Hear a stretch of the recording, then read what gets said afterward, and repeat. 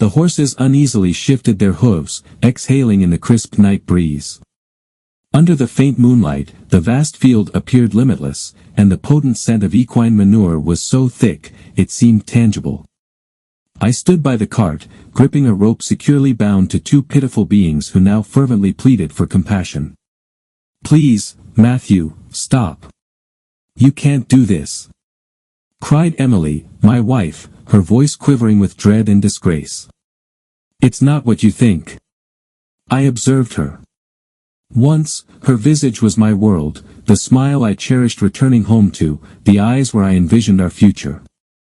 But now, before me was a woman who had forsaken all we cherished. Next to her, tethered by the same cord, was her paramour, a conceited executive with a pricey timepiece and a smug smile. His attire was marred with grime, and despite his alarm, his look remained audacious. "Come on, man, be sensible," he stammered, attempting to sound composed though his voice disclosed a trace of alarm. "Let's resolve this like civilized individuals. What's your price?" "Money. I'll make it worth your while. Just end this lunacy, no need for theatrics." I gazed at him in silence. Money? He believed this was about money. Fools. They truly thought I was some mere pushover they could exploit and then reimburse to dodge repercussions. Do you think money can restore 10 years of matrimony? Or the honor you usurped when you sneaked into my home? I leaned in closer, fixing my gaze directly into his eyes. Do you realize your downfall? You both believe the world is purchasable. Yet, some things are beyond price. Like my dignity. He attempted to utter something, but the horses snorted and abruptly jolted. The rope tightened, and the cart began to inch forward. Emily screamed, and her companion began to babble incoherently, struggling to liberate himself. "Matthew, please. Stop." Emily shrieked, her voice fracturing into weeps. "You've lost your senses. I implore you." I remained silent. The horses accelerated, and their shrieks intensified, reverberating through the obscurity. They thought I was feeble, a tender, harmless man who wouldn't retaliate. But tonight, I demonstrated how mistaken they were. You picked this field yourselves. A field enriched with manure. Now you'll face the consequences. Emily and I once led a humble existence. The tranquility of the mountains, the clean air, and our modest dwelling where every dawn began with a view of the woods had sufficed for us. I was a forest ranger, familiar with every path and tree for miles. Emily nurtured our garden, occasionally working part-time at the neighborhood school, and in the evenings, we would sit on our porch sipping tea, listening to the avian melodies. It was an idyllic life. We desired no more. We were youthful, brimming with aspirations, and I believed this haven was our future. When Emily expressed her desire for children, I envisioned them frolicking through the woods, climbing trees, and maturing in this paradise, far from the urban tumult and filth. But something shifted. After years of this serene life, Emily began expressing her yearnings for more. She frequently suggested that the city presented greater opportunities, that she could discover herself there.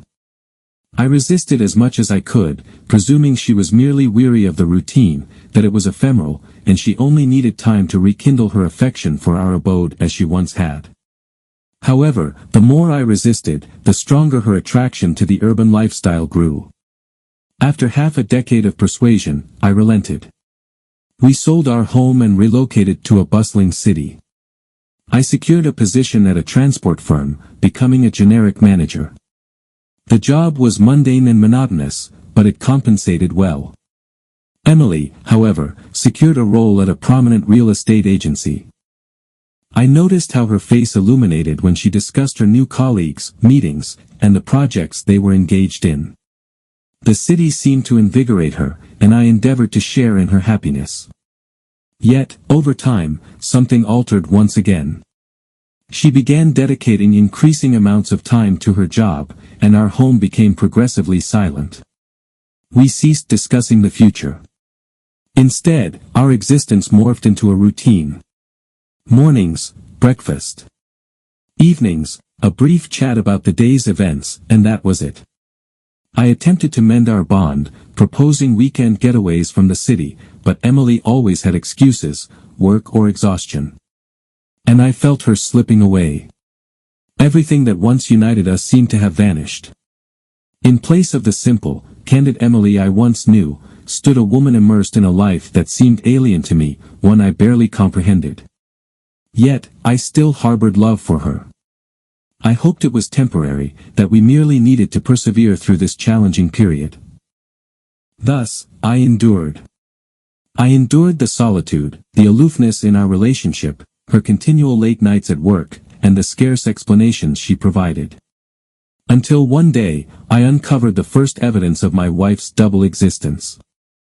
I had driven to my parents' cabin in the mountains, the same sanctuary where I was raised. This place had always held special significance for me. The air was fragrant with pine and fresh earth, and every tree bore memories of my youth, those days when life seemed simple and unequivocal. This visit, I sought answers. I yearned to comprehend how they had managed to preserve their joy and affection through the years. The cabin was just as I remembered, cozy, welcoming, as if time had halted. My mother welcomed me at the doorway with a smile, and my father emerged from his workshop, cleaning his hands with a cloth. They were no longer youthful, but their eyes still gleamed with the same brilliance I recalled from my childhood. "You haven't visited in a while," my father remarked, patting me on the shoulder. "We began to worry the city had completely engulfed you." "Yeah, work, the usual hustle," I muttered, striving to conceal much of what weighed on my mind. "I just needed a break and to check on how you're doing." That evening, during dinner, I observed them intently. How my mother meticulously served food onto my father's plate, how he expressed gratitude for each serving, how they exchanged glances as if it were their inaugural dinner together. Those modest acts.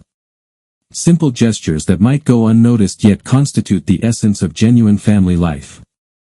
I lingered in thought, pondering how our world had forsaken something essential. Society had become engrossed in the pursuit of achievements, wealth, and external accolades. Everything accelerated to a pace that was fast and superficial, leaving scant space for care, attention, and gentleness towards each other. "What's on your mind, son?" my father inquired after dinner. "In reflecting on how you've maintained this, your love," I responded, measuring my words. "You've been united for over 35 years, and it's clear how deeply you still care for each other. That's becoming scarce these days." My father glanced at my mother and smiled. "The secret is quite simple, son. It all boils down to respect and attending to the small details. Everything else evolves over time, jobs, where you reside, even your looks, but if you remember daily why you fell in love with that person and are willing to perform small yet significant acts for them, that's what sustains it." I mulled over his advice. Perhaps that was the missing element between Emily and me. We had neglected the small joys. We had overlooked how we once found delight in simple activities, sharing meals, strolling in the open air, envisioning our future. All had been supplanted by ambitions, career objectives, and the perpetual hustle of urban life. Another realization dawned on me. Emily and I had often discussed the prospect of having children one day, yet it never materialized. Initially, we deferred it, choosing to live for ourselves while we were young. Then her career escalated, and the topic of children faded from our discussions. Now, I recognized it wasn't mere chance. Our procrastination in starting a family mirrored our growing disconnection. Emily was engrossed in her professional life, while I struggled to cling to our bond without truly understanding how. We had lost the equilibrium between professional obligations and personal intimacy. I recalled how my parents had infused our home with a sense of enchantment. Christmas seasons fragrant with the scents of baking and pine, evenings by the fireplace with my father narrating tales while my mother knitted cozy garments. Back then, these seemed trivial to me. As I matured, I deemed them antiquated and unnecessary. But now, seated in their home, observing them, I grasped, those minor acts are what define a genuine family. Emily and I had let that spark fade. We had relinquished the connection that once thrived between us. But was there anything I could do to mend it now? Or was it irreparably lost? After my visit, I returned home resolute to alter everything. Time may have slipped away, but I still believed our relationship could be salvaged. I couldn't bear the thought of us drifting apart completely. Emily was more than my wife, she was a part of my past, a part of those dreams we shared, the laughter that filled our nights. Initially, I opted for a gentle approach, without imposing. In the evenings, I cooked dinner, arranged little surprises that once brought her joy. I purchased tickets to an exhibit she had longed to see and proposed a weekend getaway from the city's clamor. Emily noticeably appreciated my efforts. Her smile became more frequent, and briefly, that warm glow I hadn't seen in ages returned to her eyes. Our conversations increased. One day, I tentatively broached the subject of children. Emily, I know your career is important to you, but remember when we dreamed of having a daughter? Perhaps it's time we revisited that idea. She considered this thoughtfully but didn't outright reject it as before. You might be right, she replied, somewhat unsure. Perhaps we have delayed it too long. I sensed she was beginning to acknowledge that life wasn't solely about career achievements. I harbored hope for us. Yet, everything shifted after one particular evening. Emily had invited her friends over, including Catherine, a longtime friend known for her loud, flamboyant demeanor and immature outlook. Despite being in her 30s, Catherine still behaved like a teenager, bouncing between jobs and shunning serious commitments.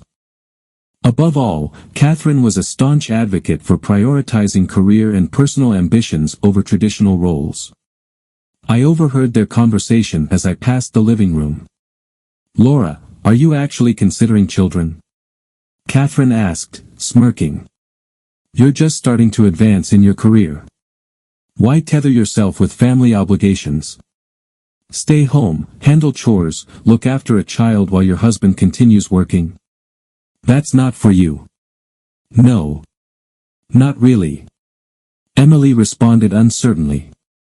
"It's just that Matthew wants, well, we've been discussing it." "Really? Discussing it?" "Listen, today's women can achieve anything, careers, independence, travel. And children? You can have them later, in your 40s, once everything is stable. You're not planning to quit your job for diapers, are you?" Their laughter followed, and though Emily initially seemed hesitant, she soon joined in. Their words had clearly influenced her. From that night, our discussions about starting a family ceased again. I attempted to bring it up, but Emily consistently dodged the topic. "Let's not talk about it now, Matthew. It's not the right time, I have an important project at work. Maybe later." That later became her standard response. I felt as if all my attempts to reintroduce intimacy and small joys into our life were crumbling. Work resumed its place as her foremost priority, relegating me to the background. I clung to my father's advice about the importance of respect and attention to small details in a relationship. Yet, how could I sustain respect when it seemed my desires and feelings no longer mattered to her? Despite everything, I resolved not to surrender. Perhaps I couldn't transform everything instantly, but I could start with myself.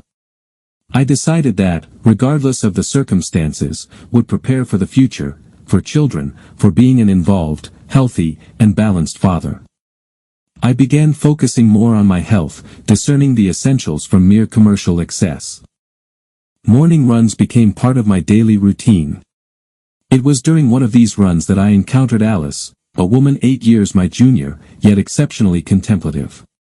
We frequently crossed paths on our running route, and one day, we simply began conversing. Alice's thoughtful perspectives on health, lifestyle, and balancing work with personal life brought fresh insights.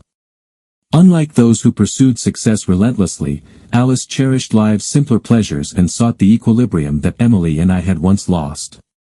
Over time, Alice became a companion in fostering a healthier lifestyle. Our runs, discussions about nutrition, and casual talks about life became sources of inspiration for me. I saw nothing inappropriate in this friendship. Emily and I were navigating through a rough patch, but I wasn't seeking a replacement. Enjoying my time with Alice was purely platonic. I attempted to include Emily in this healthier lifestyle shift. She was initially hesitant about running but agreed to reconsider her dietary habits. We reduced our fast food intake and began cooking more at home, which felt like progress. Despite this, I sensed us drifting apart once again. Professionally, things were looking up. I received a promotion at the transportation company and became a senior manager. This role not only provided a sense of achievement but also the opportunity to secure the future Emily and I had once envisioned. However, with success came troubling signs. Emily started working late more frequently, offering only brief explanations when she did come home. We had an important client call, or simply, I stayed late to finish up some work. I noticed subtle changes. A new perfume, long phone calls that required privacy, small details that I tried to dismiss as paranoia. But one late evening, something unmistakable caught my attention. There were faint marks on Emily's wrist, as if someone had grasped her too tightly. "What's that?" I asked, pointing to her wrist. Startled, Emily responded without meeting my gaze, "It's nothing. I just accidentally hit the door frame at work." Her calm demeanor and detached expression made me question her honesty. At that moment, a sinking feeling told me something was terribly wrong. Doubts began to cloud my thoughts. I tried to reassure myself it was all coincidental, but the unsettling signs seemed to multiply by the day. Wanting to do something nice for Emily, I decided to pick her up from work one evening.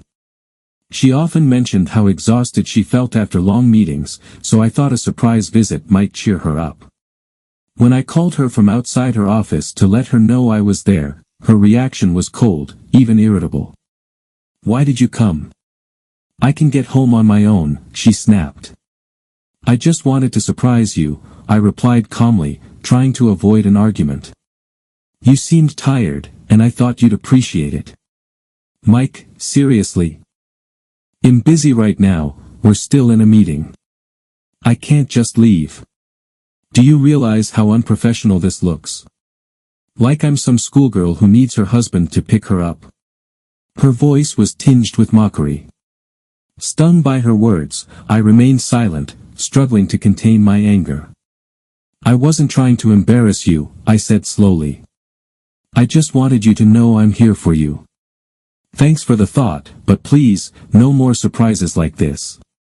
I have a serious job, and it's important for me to maintain professionalism," she replied before hanging up. I stood by my car, feeling a mix of anger and humiliation, gripping my phone until my knuckles turned white. Once, Emily cherished such gestures. We used to enjoy meeting up after work, dining out, and strolling through the park. Now, any show of affection seemed to either irritate her or amuse her at my expense. Driving home, the feeling of humiliation lingered. Emily had not only dismissed my gesture, but she had also done it with a cold indifference that cut deep.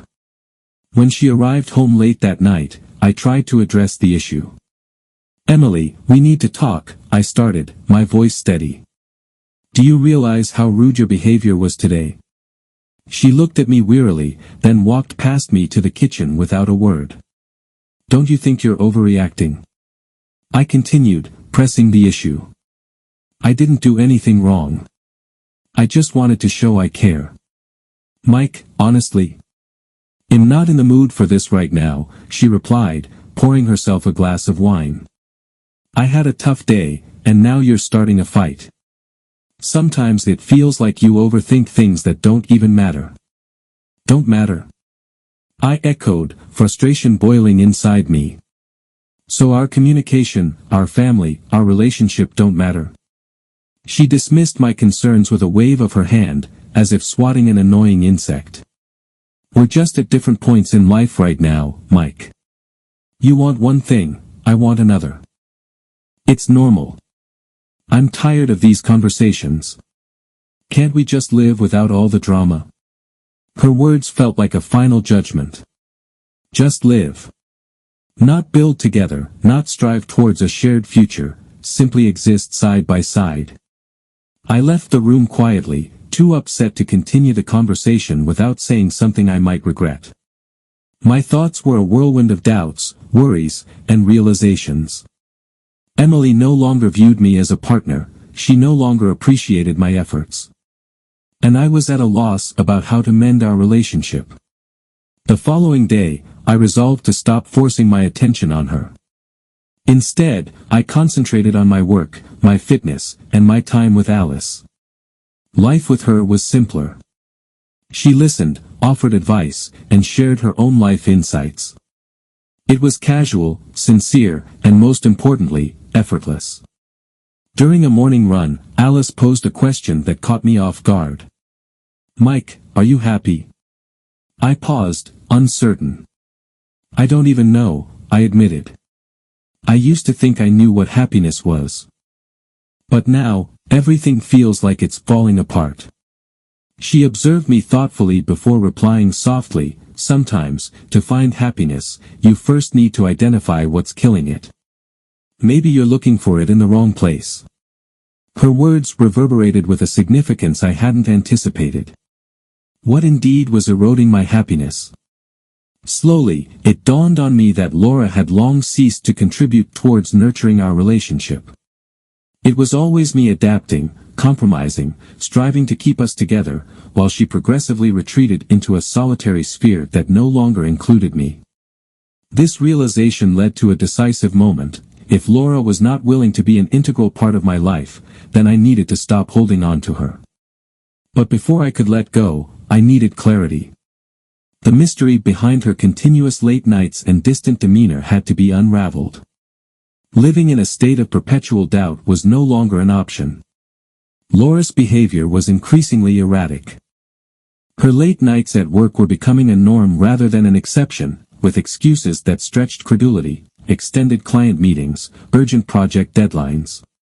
Despite my best efforts to dismiss these as products of jealousy or fatigue, a deep, nagging intuition told me there was more to the story. One night, when Laura once again failed to return home at a reasonable hour, I reached my limit. Picking up the phone, I dialed her number. "Laura, where are you?"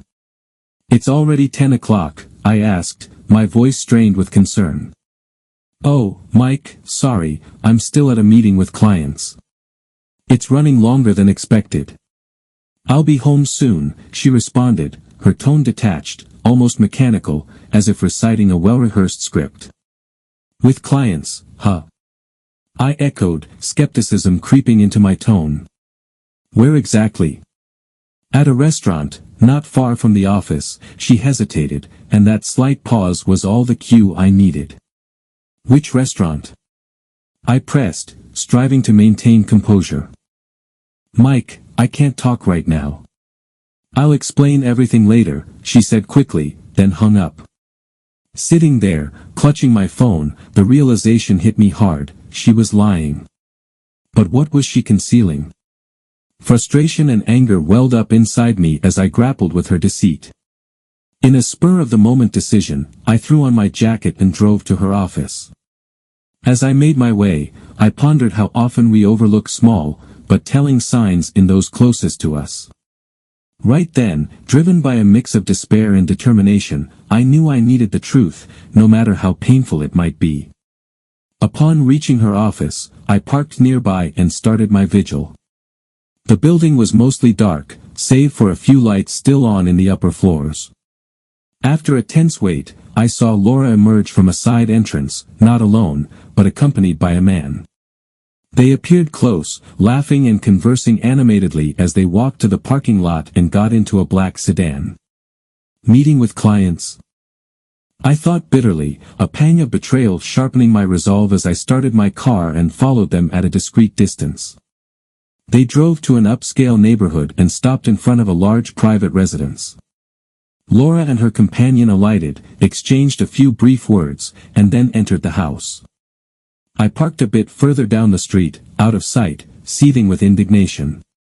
Though I wanted to confront them then and there, I restrained myself, knowing that rash actions wouldn't serve my quest for the truth. The house went dark soon after they entered, and as I sat watching, the gravity of my suspicions grew.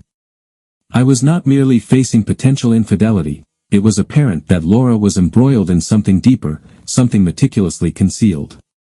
The next day, motivated by a mix of military precision and a desperate need for answers, I began a more strategic approach. I purchased miniature cameras and microphones, tools from my military days, and installed them discreetly throughout our home.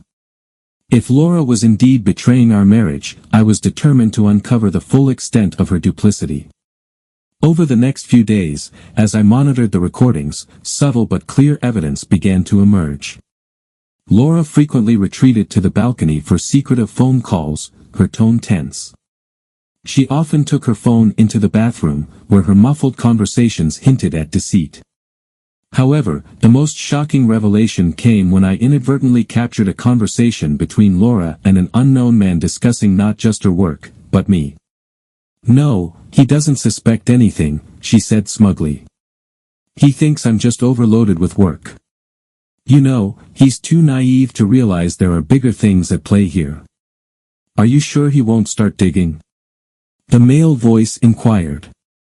"Even if he does, I've covered all tracks. He won't discover anything," she replied coldly. Hearing this, a chilling realization washed over me.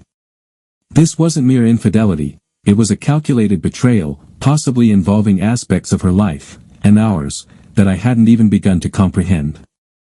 Replaying the recording, Laura's words echoed in my head, each replay deepening my shock and hurt. What was she planning? What truth was so critical that she felt compelled to hide it so thoroughly? This discovery indicated that I was dealing with something far more complex than a simple affair.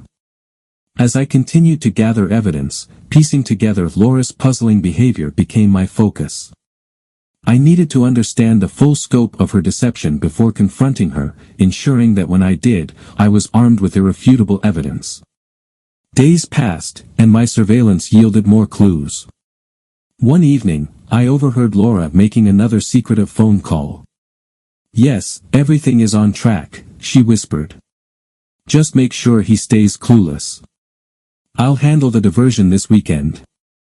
The word diversion alarmed me. What was she planning? The layers of deceit were complex, but I was determined to peel them back, one painful revelation at a time. Mark's offer of further assistance brought a small sense of control back to me amidst the chaos. I nodded, feeling a grim determination settle over me. "Do that, Mark. I want to know everything. And yes, he'll need all the evidence we can get. I'm going to need it for the divorce." I left his office with a heavy heart, a myriad of emotions swirling within me. The drive home was quiet, the silence only amplifying the loud thoughts racing through my head. When I got home, the house felt empty, even though Laura's things were still there. Every room echoed with the memories of what once was, a life I thought we were building together. Over the next few weeks, Mark and his team worked diligently. They gathered more evidence of Laura and David's dealings. Financial records, more video footage, emails, they left no stone unturned. It was clear that Laura and David had been planning this for a long time. They were waiting for the perfect moment to execute their plan without getting caught. But now, they were the ones trapped in the web they had woven. As the evidence piled up, so did my resolve to confront Laura. But I decided to wait until I had undeniable proof that would leave her unable to manipulate the truth. Finally, the day came when Mark called me with an update. "We've got everything you need, Mike," he said, his voice somber. "It's all here, proof of the fraud, the affair, everything. It's time for you to confront her." That evening, I sat in the living room, waiting for Laura to come home. The array of documents and videos laid out on the coffee table in front of me was damning. As I heard her key turn in the door, my heart pounded with a mix of dread and anger.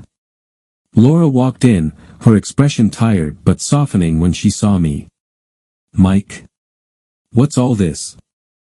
She asked, noticing the papers in her laptop opened with videos paused on the screen. We need to talk, I said firmly, standing to meet her gaze directly. It's about us, about you, about everything that's been going on. Laura looked at the documents, then at me, her expression changing from confusion to realization as she understood the gravity of the situation. Mike, I can explain, she started, but I raised my hand to stop her. No, Laura. I've heard enough of your explanations and lies. This, I gestured to the evidence spread before us, tells me everything I need to know. Her eyes widened as she glanced at the video still displayed on the laptop. She opened her mouth to speak, perhaps to deny, to plead, or to explain, but nothing came out. I know about David, about the money laundering, about the forged documents, and the plan to sell our house, I continued, my voice steady despite the turmoil inside. I trusted you, Laura. We made vows, we shared dreams. But you chose to betray all of that. Laura sank into a chair, her facade crumbling.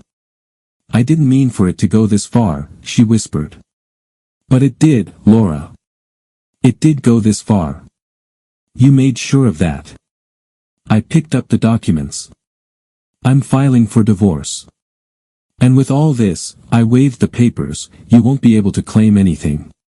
You're going to face the consequences of your actions, legally and financially. She looked up, tears starting to form in her eyes. Mike, please. No, I cut her off. It's too late for any more pleas. You've made your choices. Now, I'm making mine. As I turned to leave the room, Laura called out, still seated, looking small and defeated amidst the debris of our shattered life. Mike, I'm so sorry. I didn't turn back. Sorry doesn't change what you've done, I said quietly, then walked out of the room. The following weeks were a blur of lawyers, meetings, and court dates. The evidence was overwhelming, and the divorce proceedings leaned heavily in my favor. Laura tried to reach out, to explain, to reconcile, but I was done. The trust was broken beyond repair. In the end, I kept the house, and Laura was left to face the legal repercussions of her actions with David. As I stood in the now quiet home, a sense of solemnity washed over me. The battle was over, but the war I'd waged to reclaim my life had just begun. I knew the road to recovery would be long and fraught with challenges, but I was ready. For the first time in a long time, I felt a flicker of hope. I was free to rebuild, to find happiness again, on my own terms.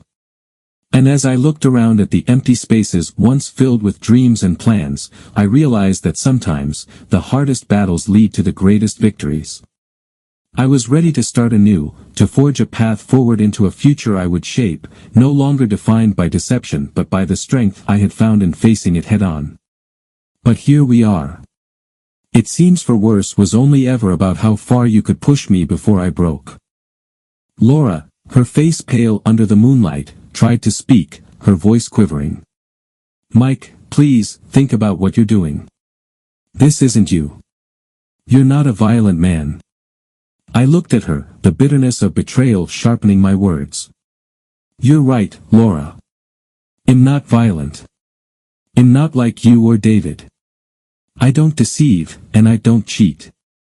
But today, I'm making sure justice is served my way. David, now visibly shaking, chimed in, desperation clear in his tone. Mike, whatever you think we did, we can undo it. We can fix this. Just let us go, and we can sort it all out. The cold, calm anger that had settled over me felt foreign yet necessary. Fix it? After everything that's been done. I paused, the whip in my hand feeling heavier with each passing moment. You see, that's where you're wrong. Some things can't be undone. Some betrayals are too deep to ever fix. My gaze shifted between Laura and David, the weight of my next words pressing down upon me. You both made your choices. Now, it's time to face the consequences. I stepped back, the whip hanging by my side, its presence a reminder of the power I held at this moment. The two men who had helped me bring them here stepped forward, watching for my signal. "Hey Race, what's going to happen?" I began, the plan clear and resolute in my mind. "You will return everything. Every document you forged, every penny you stole. And then, you will leave. Leave this town, leave my life, and never come back." Laura's eyes were wide, tears starting to form as the reality of her situation sank in. "Mike, please. I'm so sorry. I never wanted it to end like this." "Sorry doesn't change what you did, Laura. It doesn't restore my trust or rebuild my life. It doesn't erase the pain you caused," I replied, the finality in my voice mirroring the finality of our relationship. I turned to the men. "Make sure they follow through. Watch them until everything is returned." Then, I looked at Laura and David one last time. "After that, if I ever see either of you again, it will be too soon." With that, I turned and walked away, the sound of their pleading fading into the night. I didn't look back. The field, the whip, the fear in their eyes, I left it all behind. What mattered now was rebuilding, finding peace after the storm they had brought into my life. As I drove away, the darkness of the night seemed less oppressive, the road ahead clearer. This chapter of my life was closing, and while the future was uncertain, it was mine to shape. No longer overshadowed by betrayal, I could start anew, perhaps find happiness that was real and untainted by deceit. The next few months were a time of reflection and rebuilding. I focused on my work, reconnected with old friends, and slowly began to enjoy life's simple pleasures again. The pain of the past lingered, but it no longer defined me. I had survived the worst, and in surviving, I had found a new strength. As I looked forward, the lessons of the past forged a new path, one of wisdom, caution, and hope. Betrayal had taught me the value of trust, the importance of genuine connections. And as I rebuilt, I knew that whatever lay ahead, I was ready, for challenges, for opportunities, and for a life where integrity and honesty defined the boundaries of my relationships. The journey was not easy, but it was necessary. And in its necessity, I found a deeper understanding of myself and of what I truly valued. The future was mine to write, and this time, I would write a story of redemption and resilience. Alice's passion for her work was evident in every word she spoke. It was refreshing to be with someone who cared so deeply about their contribution to the world, not just their personal gain. As she spoke, I found myself admiring not just what she did, but who she was, a stark contrast to the life I had just left behind. As we ate, the conversation shifted from her work to more personal topics. We discussed our pasts, our hopes for the future, and everything in between. It was the kind of conversation that wove two lives closer, thread by thread, in a tapestry of shared experiences and mutual understanding. I've always believed that life throws us challenges not to break us, but to forge us into stronger, wiser people, Alice said thoughtfully, her eyes reflecting a sincerity that touched my heart. I nodded, feeling the truth of her words. "I think you're right. And sometimes, it takes hitting rock bottom to see who's willing to be there with you in the trenches, and who's just there for the good times." Alice reached across the table, her hand lightly touching mine. "No matter what you've been through, Mike, it's clear you've come out stronger. And it seems like you've kept your heart open, which is more than most can say after such trials." Her touch, her words, they soothed a part of me that I hadn't realized was so raw. "Thank you, Alice. Being here with you tonight, it feels like a new beginning," I confessed, the weight of the past months feeling lighter already. She smiled, a warm, radiant smile that filled the room with a hopeful energy. "That's all any of us can ask for, a chance to start fresh, with a little more wisdom and a lot more heart." The evening stretched into the night, and before I knew it, hours had passed in comfortable, enriching dialogue. When it was time to leave, I felt a reluctance to end the night, a sentiment that seemed mirrored in Alice's hesitation at the door. "Would you like to come by again tomorrow?" she asked, her voice tinged with a hopeful note. I think there's a lot more we can talk about, and well, I enjoy your company. I'd like that very much, I replied, the promise of another evening like this one filling me with anticipation. As I drove home, the events of the day replayed in my mind. The stark difference between the morning's confrontations and the evening's peacefulness was striking. I realized that moving forward with Alice might not erase the past, but it could certainly help mold a happier, more fulfilling future. Arriving home, the house felt different, not as empty as before, now filled with the prospect of new beginnings. The shadows of the past were still there, lingering in the corners, but the light of future possibilities was starting to seep through, chasing the darkness away. I sat down, a sense of peace settling over me. Tomorrow was a new day, and for the first time in a long while, I was genuinely looking forward to it. The path ahead was uncertain, yes, but it was paved with the promise of healing, of growth, and perhaps most importantly, of genuine companionship. As I drifted off to sleep that night, it was with a heart lighter than it had been in months, buoyed by the simple yet profound joy of having found someone who saw me, not just my circumstances, and who offered not just her sympathy, but her strength. Our days in the countryside were filled with simple joys and the kind of deep, resonant peace that only nature can provide. As our child grew, so did our connection to the land and to each other. Alice continued to share her philosophy of life with both me and our child, instilling a sense of wonder and respect for the natural world. Her teachings about living intentionally and mindfully influenced every aspect of our lives, from how we ate to how we spent our leisure time. Alice's approach to parenting was gentle yet firm, always with an emphasis on understanding and empathy. She taught our child to recognize the beauty in the smallest things, a ladybug on a leaf, the patterns of clouds in the sky, the texture of bark on the trees that surrounded our home. Her lessons went beyond mere observation, they were about connecting with the world on a deeper level. As for me, transitioning from the fast-paced city life to the rhythms of the countryside was transformative. The quiet mornings spent in the garden, tending to the vegetables with Alice and our child, were a far cry from my previous life of constant noise and chaos. These moments, so mundane yet so profoundly beautiful, became the highlights of my days. Our home became a sanctuary not just for us, but for friends and family who sought a brief escape from their busy lives.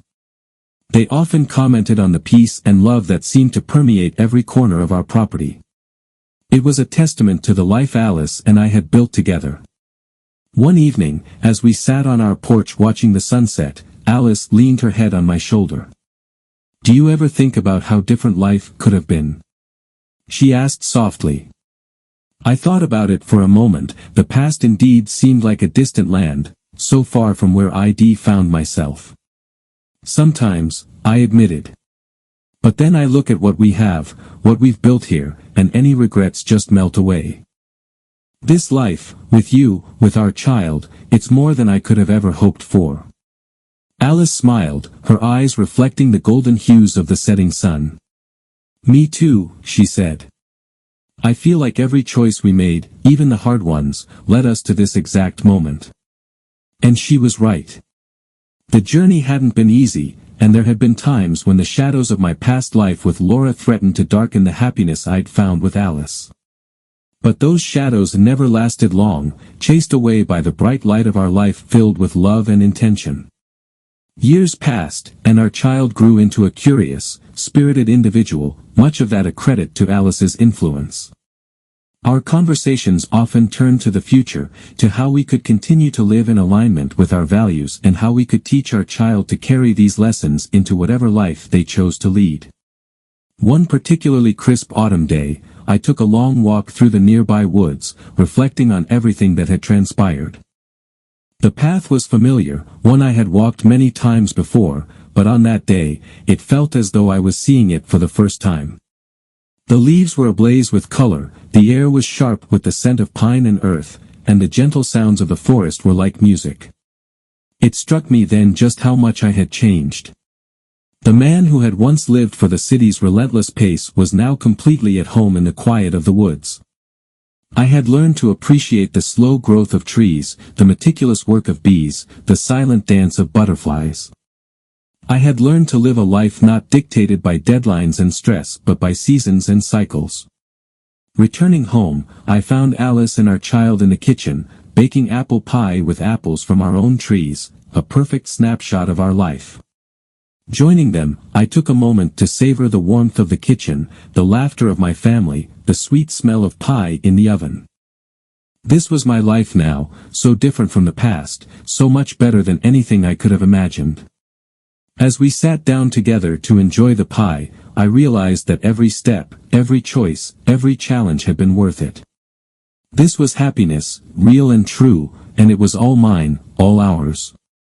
We had built it together, and it was built to last.